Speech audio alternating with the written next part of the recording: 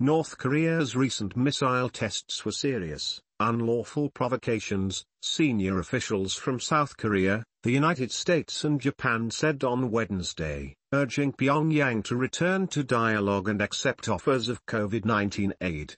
South Korea Vice Foreign Minister, U.S. Deputy Secretary of State and Japanese Vice Foreign Minister made the comments as they gathered in Seoul, days after North Korea conducted the latest in a series of missile tests and signs of preparations for what would be its first nuclear tests since 2017.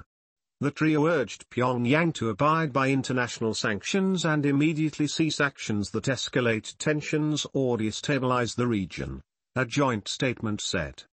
They also pledged to ramp up trilateral security cooperation to curb the North's threats, with U.S. Deputy Secretary of State reaffirming the U.S. defense commitments, including extended deterrence.